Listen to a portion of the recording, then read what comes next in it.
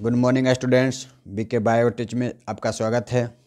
आज हम फिर आप लोगों के लिए बहुत ही महत्वपूर्ण टॉपिक लेकर आए हैं। आज का हमारा टॉपिक है निषेचन। निषेचन एक ऐसा टॉपिक है जो जानकारी के हिसाब से तो बहुत महत्वपूर्ण है ही, और 12th और 10th के एग्ज़ाम, बोर्ड एग्ज़ाम में अक्सर इस चैप्टर से क्वेश्चन आते हैं। ठीक है, तो आप लोग यदि इस बार 12th और 10th के बोर्ड एग्ज़ाम के परीक्षार्थी हैं तो इस नोट्स को बहुत ध्यान से देखिएगा और अध्ययन कीजिएगा, क्योंकि 2 नंबर का क्वेश्चन अक्सर पूछे जाते हैं और साथ साथ इस चैप्टर से बहुत सारे ऑब्जेक्टिव क्वेश्चन आते हैं। तो मैं आपको 2 नंबर के साथ साथ आपका बहुत सारे ऑब्जेक्टिव क्वेश्चन इस क्वेश्चन से चैप्टर से करवा दूंगा, ताकि आपका कोई भी क्वेश्चन इस टॉपिक से छूटे ना।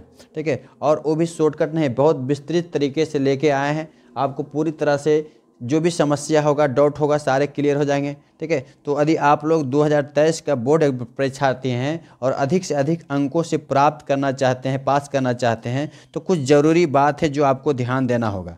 यदि आप इस बातों पर अमल करते हैं तो आपको कोई नहीं रोक सकता। 95 90 प्लस नंबर लाने से कोई नहीं रोक सकता, लेकिन बस आपको इस बातों पर ध्यान देना होगा। ध्यान देना क्या है, देखिए, ध्यान देने योग्य बातें, कुछ ऐसी बातें हैं जिस पर आपको फोकस करना होगा, कंसंट्रेट रहना होगा।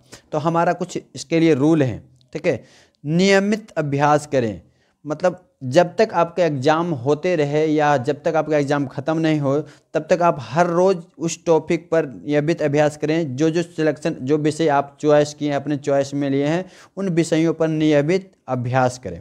ठीक है, और अभ्यास के साथ साथ ध्यान दें कि साफ एवं शुद्ध शब्दों का प्रयोग करें। जो भी टॉपिक आपको जटिल लग रहा है, ठीक है, उनका जो नोट्स तैयार करते हैं उसमें साफ एवं शुद्ध शब्दों का प्रयोग किया जाना चाहिए। ठीक है, तभी आप अच्छे नंबर से पास कर सकते हैं। ठीक है, जैसे कि आप देख रहे हैं कि जितने मेरे जो भी नोट्स उपलब्ध करवा रहे हैं आप लोगों के लिए, सब में क्या था, सुंदर अक्षरों में, साफ अक्षरों में होता है और अपनी भाषाओं का प्रयोग रहता है, जिसमें आपको किसी तरह का समझने में किसी तरह का दिक्कत नहीं हो रहा होगा। तीसरा जो जरूरी की बात है, कमजोर विषय पर ज़्यादा ध्यान दें। जिस विषय में आप पढ़ने में थोड़ा कमजोर हैं, ठीक है, या ज़्यादा आपको इंटरेस्ट नहीं है, परीक्षा तो आपको उन सभी विषयों को देना है जो आपने चॉइस में रख लिया है, तो कमजोर विषय पर थोड़ा सा ज़्यादा ध्यान दीजिए। जो विषय आपका ज़्यादा अच्छा तैयारी है उस पर थोड़ा कम ध्यान दें, लेकिन ध्यान दें। लेकिन जो विषय में आप कमज़ोर हैं उस पर थोड़ा एक्स्ट्रा समय दे के उसको अच्छा करने की कोशिश करें। ठीक है, और सेट प्रैक्टिस करते रहें। जब तक आपका बोर्ड एग्जाम ना हो या एग्जाम आने वाला है, तब तक आप पर डे कम से कम एक सेट जरूर बनाएं। साइंस का एक सेट सोशल साइंस का एक सेट, हिंदी का। इस तरह से कोशिश करें कि पर डे 2 से 3 सेट हो जाए, तो आपका अच्छी से अच्छी तैयारी हो जाएगा। और जितने सेट प्रैक्टिस करते हैं उनमें जो जटिल क्वेश्चन होते हैं उसको कई बार आप लिख के कर सकते हैं तैयारी। ठीक है, और नकल करने से बचें। अब क्या होता है, बहुत विद्यार्थी सोचते हैं चोरी करके पास कर जाएंगे, तो चोरी करने से पास कर जाना है, लेकिन आपको पास नहीं करना है। 90 प्लस नंबर लाना है और आपको अपने समाज में नाम कमाना है। ठीक है, तो इसलिए नकल करने से क्या, सिर्फ पास कर सकते हैं। और नकल करने से होता है क्या कि आपके माइंड में जो भी बातें होती है वह दूसरे के अगर नकल करते हैं तो वो आदमी, नकल करने वाला दूसरा जिसका नकल करते हैं, यदि गलती भी लिखा है तो आपके दिमाग में वही बात घुस जाएगा। इसलिए आप अपने दिमाग से जो लिखते हैं उसी को लिखिए, उसी को फॉलो कीजिए, नकल पर ध्यान नहीं दीजिए। तो ऐसा यदि आप कर रहे हैं तो आपका 100% नंबर चांस है तो नहीं, लेकिन 90 प्लस नंबर जरूर आ सकता है। और यदि भाषा और शुद्धता होगा तो 95 99% नंबर तक भी आप लाके बिहार टॉप 10 कर सकते हैं, टॉप कर सकते हैं। तो ठीक है, आइए देर नहीं करते हैं, आज शुरू करते हैं। आज का हमारा टॉपिक जो बताया आपको, निषेचन। सबसे पहले देखिए निषेचन क्या है, यह बहुत महत्वपूर्ण टॉपिक है। जब नर युग्मक एवं मादा युग्मक का संयोजन होता है तो उस प्रक्रिया को निषेचन कहते हैं। आप लोग पढ़े होंगे जनन चैप्टर में, मादा जनन तंत्र और नर जनन तंत्र, दोनों में क्या होता है, एक जनन ग्रंथियां होता है। उनके जनन ग्रंथियां से युग्मक स्रावित होते हैं। तो नर में जो जनन ग्रंथि होता है, उनके नर जनन ग्रंथि से जो युग्मक स्रावित होता है उसको नर युग्मक कहा जाता है। मादा के जनन ग्रंथि से जो युग्मक का स्राव होता है उसको मादा युग्मक। तो जब नर और मादा युग्मक दोनों जब आपस में मिलते हैं तो वह प्रक्रिया ही निषेचन कहलाता है। ठीक है, अब देखिए निषेचन में क्या होता है, निषेचन प्रक्रिया में 2 युग्मक का युग्मन होता है। मतलब निषेचन प्रक्रिया में 2 युग्मक मिलते हैं। 2 युग्मक कौन सा होता है, एक नर युग्मक होते हैं और एक मादा युग्मक होते हैं। ये दोनों युग्मक क्या होते हैं, आपस में मिलते हैं। तो मिलने के बाद क्या बनता है, युग्मक संलयन होता है, जिसको इस प्रक्रिया को युग्मक संलयन या निषेचन कहते हैं। ठीक है, अब आगे देखिए, कि युग्मक संलयन में दो युग्मक का केंद्रक आपस में मिलते हैं, क्योंकि जान रहे हैं कि आप एक सेल के अंदर एक कोष केंद्रक होते हैं, तो दो युग्मक है। दो युग्मक कौन सा है? एक नर युग्मक है तो नर केंद्रक इसके भीतर होते हैं, मादा युग्मक है तो इसके भीतर मादा युग्मक है। तो दोनों केंद्रक क्या होते हैं? आपस में युग्मन करता है। इसलिए निषेचन प्रक्रिया में दो युग्मक का केंद्रन आपस में मिलता है। ठीक है। दूसरा क्या होता है? देखिए, निषेचन प्रक्रिया में दो अगुणित युग्मक, मतलब जो नर युग्मक हैं वह अगुणित होते हैं, मादा युग्मक क्या होते हैं? अगुणित। दोनों अगुणित होते हैं, लेकिन दोनों जब मिलते हैं तो मिलने के बाद यह क्या बनाता है? द्विगुणित बनाते हैं। ठीक है। द्विगुणित जब बनता है तो यह क्या कहलाता है? निषेचन के बाद द्विगुणित जो बनते हैं वो क्या कहलाता है? युग्मनज जायगोट। तो बोला गया है कि निषेचन प्रक्रिया में दो अगुणित युग्मक का संलयन होता है और निषेचन के उपरांत अगुणित युग्मक मिलकर द्विगुणित युग्मनज जायगोट का निर्माण करता है। ठीक है। तो युग्मक संलयन अर्थात युग्मनज जायगोट नए जीव के बनने के लिए आवश्यक है। अब जब युग्मनज बन गया, निषेचन प्रक्रिया हो गए तो जायगोट बन गया। अब जायगोट ही क्या करेंगे? कोशिका इसमें डेवलपमेंट होगा, विकास होगा, विभाजन होगा, तो यह नए जीव का निर्माण होगा। जब तक निषेचन क्रिया नहीं होता है तब तक नर युग्मक हो या मादा युग्मक उसका कोई रोल नहीं होता है, कोई इंपॉर्टेंस नहीं है। लेकिन जब निषेचन क्रिया हो के युग्मनज या जायगोट बन जाते हैं तभी नया जीव बनने की संभावना बनती है और तभी नया जीव बनते हैं। जब तक निषेचन नहीं होगा नया जीव का निर्माण नहीं होगा। तो आई होप आपको समझ में आ गया कि निषेचन क्या है, इससे रिलेटेड क्या है, कुछ जरूरी बात है। तो याद होगा कि निषेचन में क्या होता है? दो अगुणित युग्मक भाग लिखकर द्विगुणित का निर्माण करते हैं। अब थोड़ा देखिए डायग्राम के, क्योंकि हर एक टॉपिक पर हम डायग्राम को फोकस करते हैं। डायग्राम में आप देख रहे हैं यहाँ क्या है? नर युग्मक। क्या है? नर युग्मक, जिसको नर युग्मक जो मादा के बताए थे कि नर के जो जनन ग्रंथि है वृषण में नर युग्मक का निर्माण होता है। ठीक है। और वृषण में नर युग्मक का निर्माण होता है। नर युग्मक है क्या? तो नर युग्मक को बोला जाता है शुक्राणु। जो नर का युग्मक होता है उसको क्या बोलते हैं? शुक्राणु। उसी तरह से मादा के जो जनन ग्रंथि है उसको बोलते हैं अंडाशय। तो अंडाशय में क्या बनते हैं? मादा युग्मक बोलते हैं। और मादा युग्मक है कौन सा? अंडाणु। तो नर युग्मक और मादा युग्मक देख रहे हैं, नर युग्मक और मादा युग्मक। नर का संरचना तो इस तरह की रचना होते हैं, आप देख रहे हैं डायग्राम में। और मादा की जो संरचना होता है जिसको अंडाणु बोलते हैं उसकी संरचना इस तरह। तो ये मादा युग्मक और नर युग्मक दोनों का आपस में क्या हो रहा है? संयोजन। देख रहे हैं आपके यहाँ नर युग्मक और मादा युग्मक क्या होता है? दोनों मिलते हैं।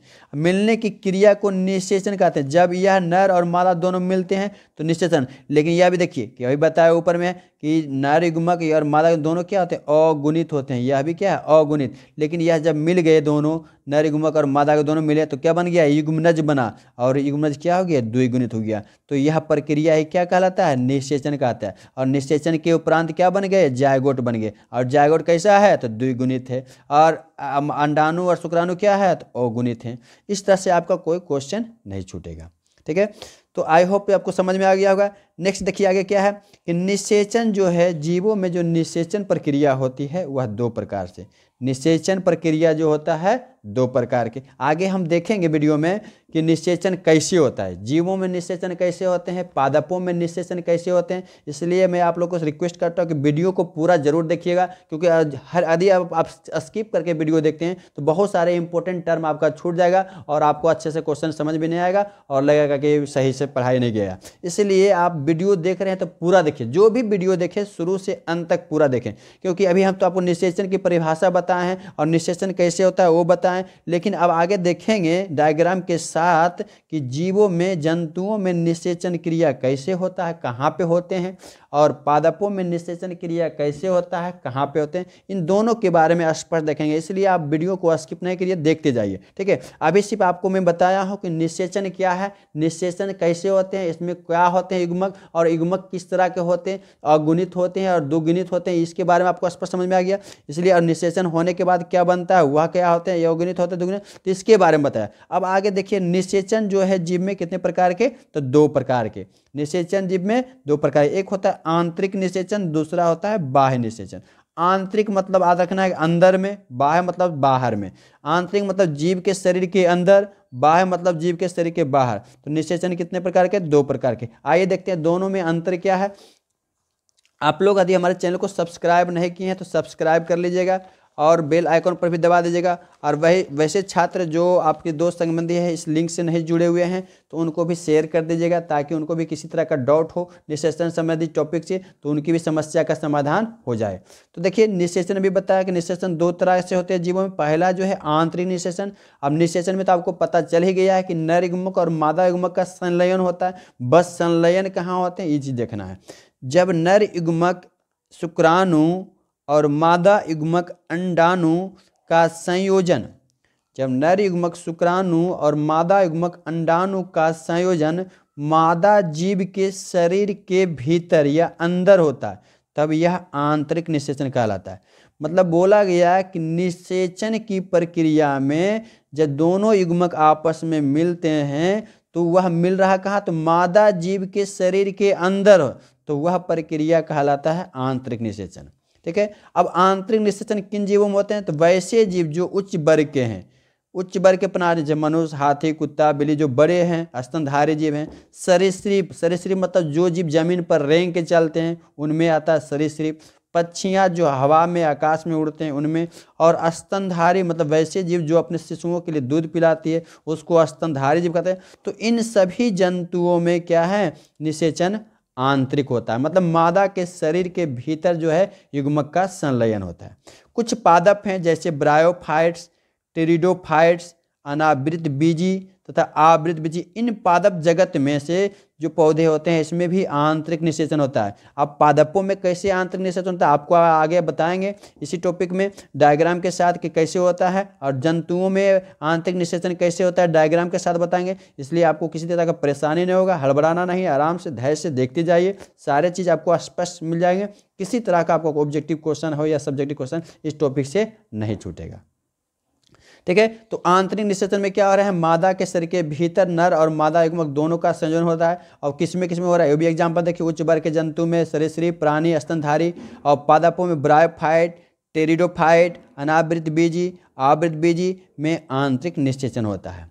अब देखिए बाह्य निषेचन किसमें होता है, जो दूसरा निषेचन का जो प्रकार था बाह्य निषेचन, तो बाह्य निषेचन किसमें होते हैं, जब नर युग्मक शुक्राणु तथा मादा युग्मक अंडाणु का संयोजन जीवों के शरीर के बाहर होता है। जैसे बताया आंतरिक में क्या होता है, मादा के शरीर में दोनों युग्मक मिल रहे थे, यहाँ पे क्या होते हैं, दोनों जीव जो होते हैं नर और मादा जीव हैं और दोनों का युग्मक क्या होते हैं, दोनों के शरीर के बाहर मिलते हैं।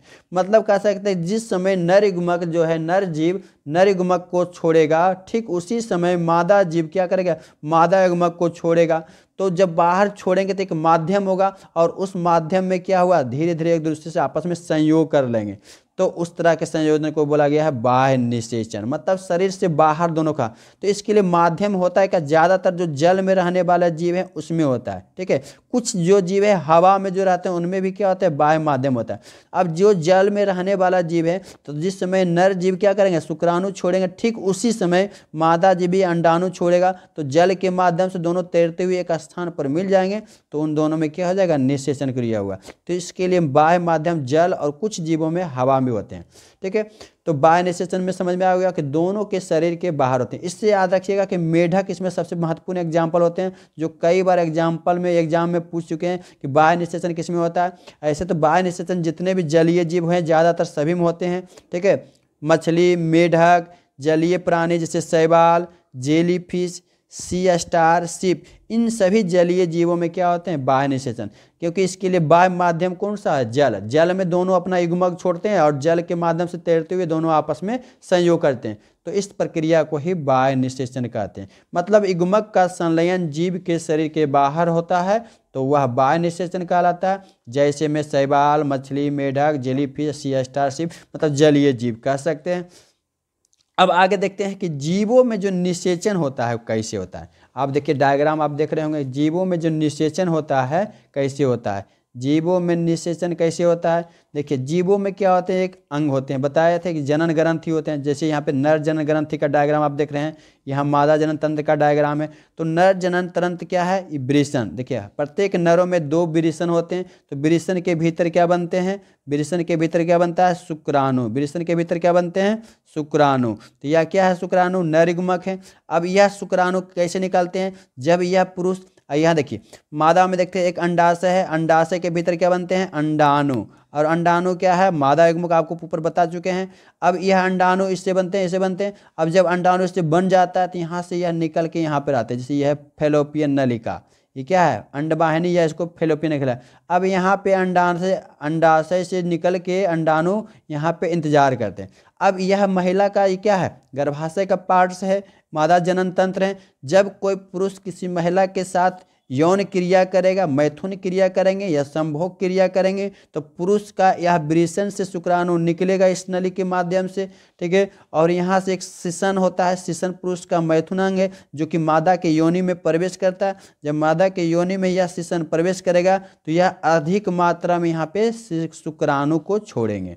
अब शुक्राणु यहाँ से तैरते जाएगा, अंडाणु से संयोग कर लेगा। जब अंडाणु से संयोग करेगा तो क्या हुआ, निषेचन क्रिया हुआ। तो आपको बताया कि मनुष्य क्या है, स्तनधारी प्राणी है, तो निषेचन क्रिया क्या हुआ, कहाँ पे, मादा के शरीर के भीतर में हुआ। तो मादा में क्या हुआ, आंतरिक निषेचन हुआ। तो इस तरह से मादाओं में, जीवों में क्या होते हैं, निषेचन किया होता है। अब सभी वयस्क जो जीव है, स्तनधारी है, सब में उसी तरह से क्या होता है, जो नर होते हैं उसका शिशन के द्वारा मादा के योनि में शुक्राणु को छोड़े जाते हैं, और शुक्राणु जाके मादा के योनि में मौजूद अंडाणु से संयोग करके निषेचन क्रिया पूरा करता है, तब जाके युग्मज बनते हैं और जाके जीव बनता है, ठीक है। और एक चीज देखिए, अब जरूरी चीज यहाँ समझ में आ गया कि मादा में क्या होता है, निषेचन आंतरिक होता है, नर में नर के द्वारा जो शुक्राणु छोड़े जाते हैं, ठीक है।